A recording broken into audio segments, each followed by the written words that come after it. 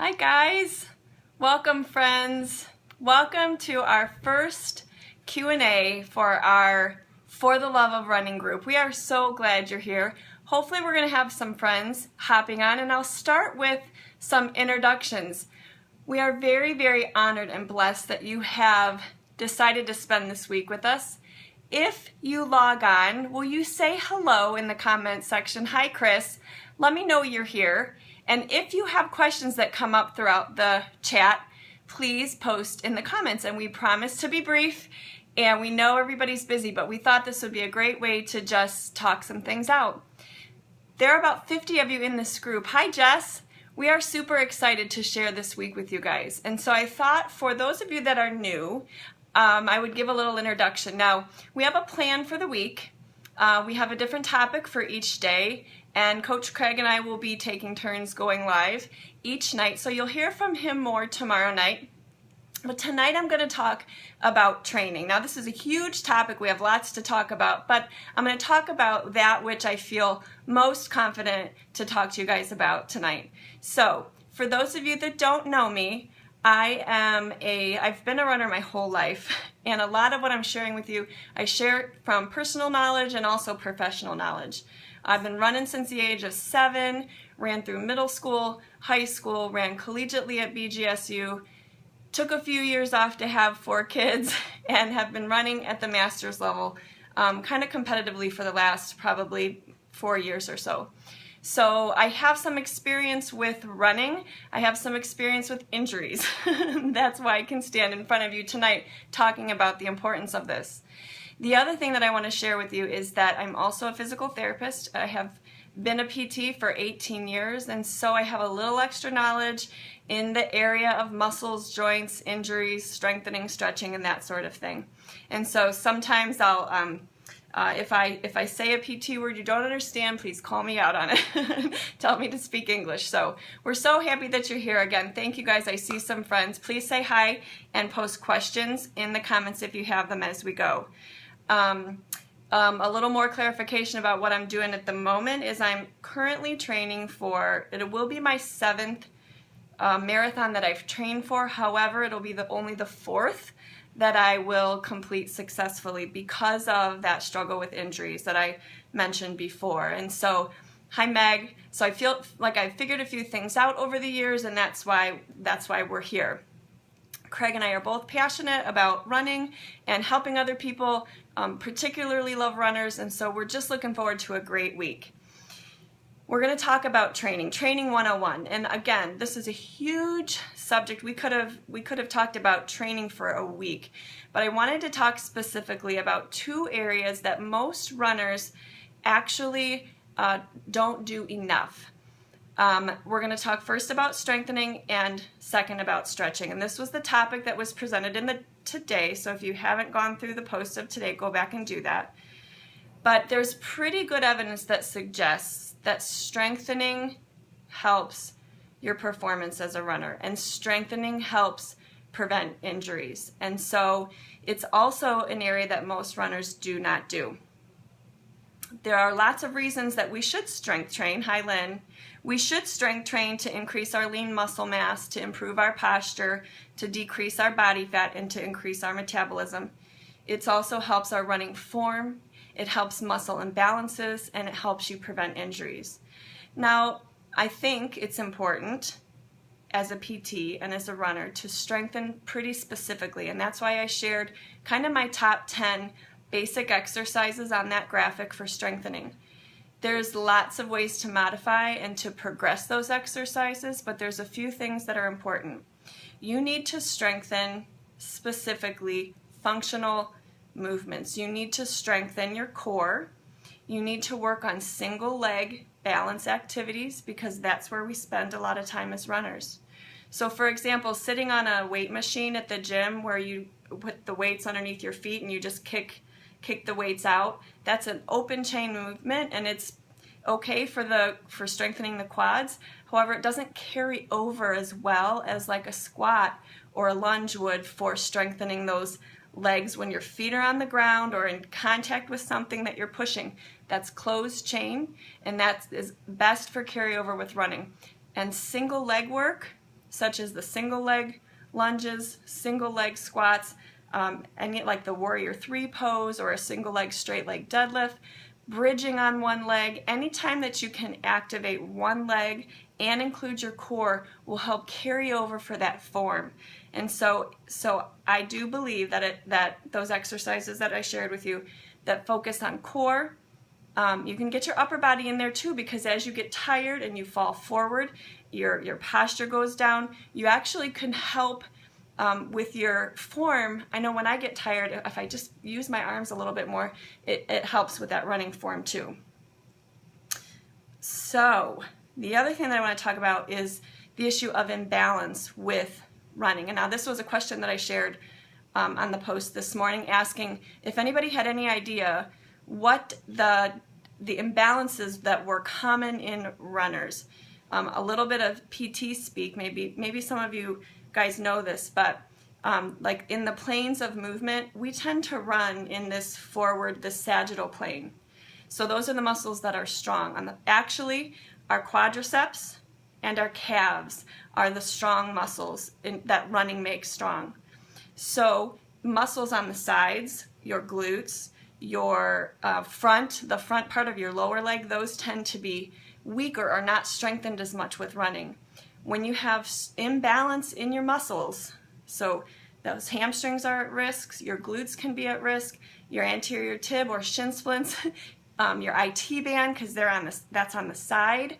Those types of muscles that live like in this frontal plane that don't get used as much, those are the ones that are going to be at risk for injuries, and those are the ones that you'll see me sharing are important to strengthen your glutes, your hamstrings, the front of the leg.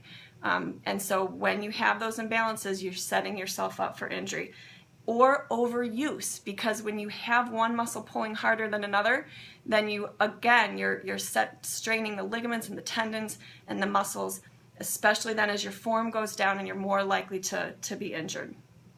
Anybody here ever have Achilles tendonitis or an IT band or runner's knee?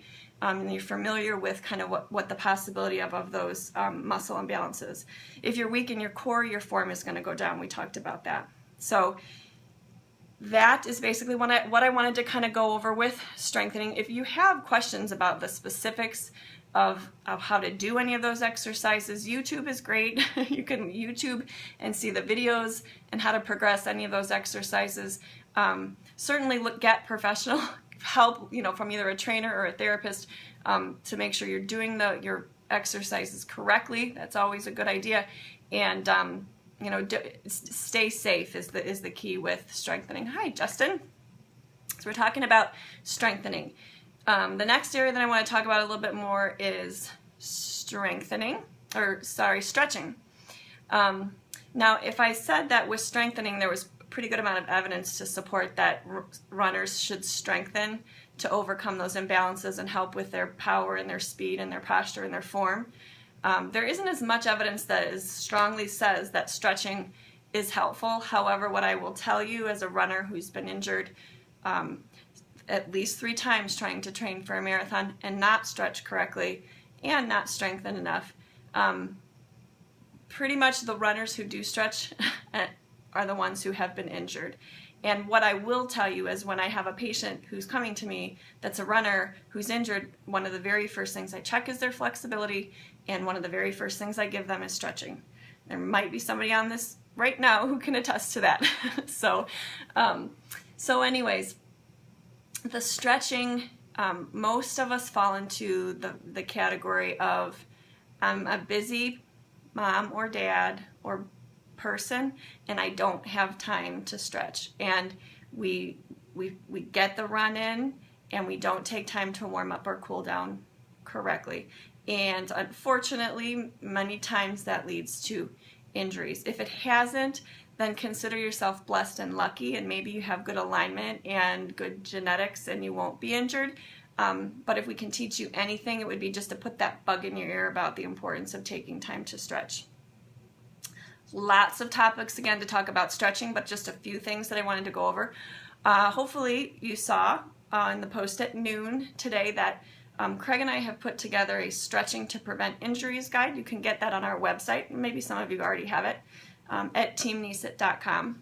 There's other resources there available for you too, but that you can sign up for. It's free on the bottom of our website.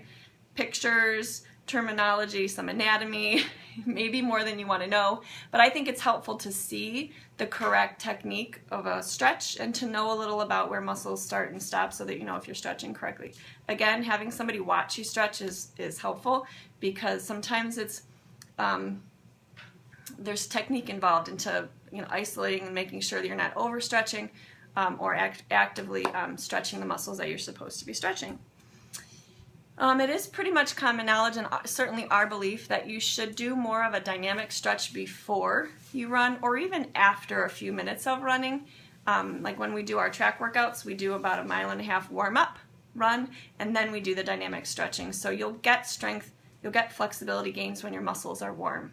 Dynamic movements are things like butt kickers, cherry pickers, walking lunges, things that move your muscles dynamically. And you usually kind of do them for a length of the track. The static stretching, that's the part that is where you will see the real gains in your flexibility if you do it consistently. That is best done when the muscles are warm and can be held up to anywhere from 1 minute to 2 to get the strengthening, lengthening benefit of that.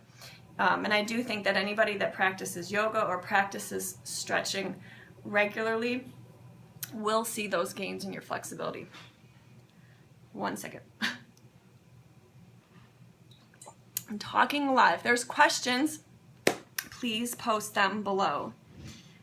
So some of my favorite stretches, actually you'll see them if you download the guide, but pigeon is great for runners. Downward facing dog is about the best full body stretch ever for upper body all the way down the back, the posterior chain we call it, so glutes, hamstrings, calves.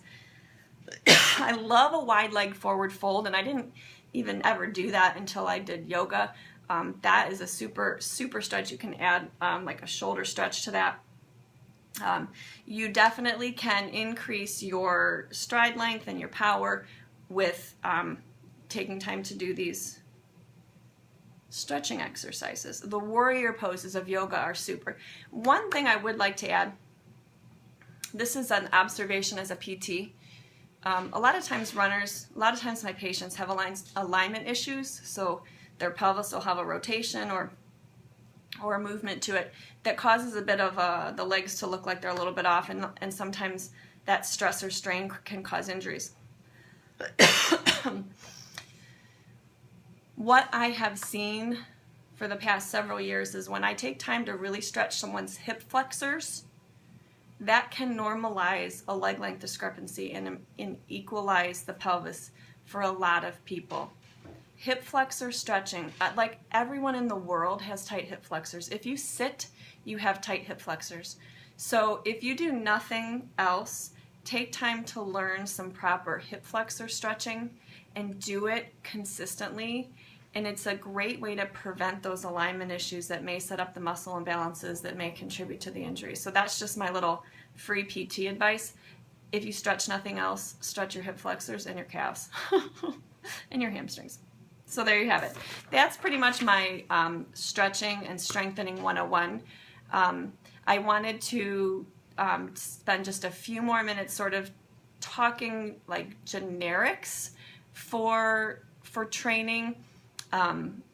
It is, whether you are a new runner who is just doing it to kind of get back in shape after a baby, or you're a competitive runner who is competing in races, it's important to set goals for yourself. And I think it can be kind of fun for yourself to set some goals. Maybe it's a timed goal, maybe it's a duration goal or a mileage goal.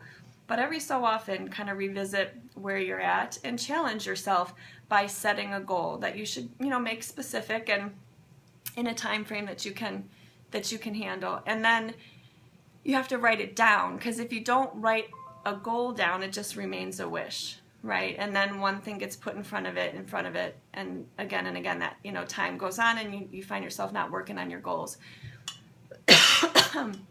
Oh boy. Well, I think one of the topics that we hit on in the group today was we're all very, very busy, right? And that's why we maybe don't take time to stretch or strengthen. So setting some goals, maybe choosing a race that you want to train for, that's very helpful to keep you motivated, writing it down, sharing that goal with a friend and having somebody to hold you accountable. And then kind of following a plan is another way to help you reach those goals. And I know for me, I have my plan that I've been following for the past, it'll be 4 months training for my race. And it's written down, so I don't have to guess every day what it is I'm supposed to do. And then the other thing that you have to do after you have a plan that also includes your strength training and your stretching, that you schedule the time that it's going to happen each day. Because if you don't schedule it, something else will take its place.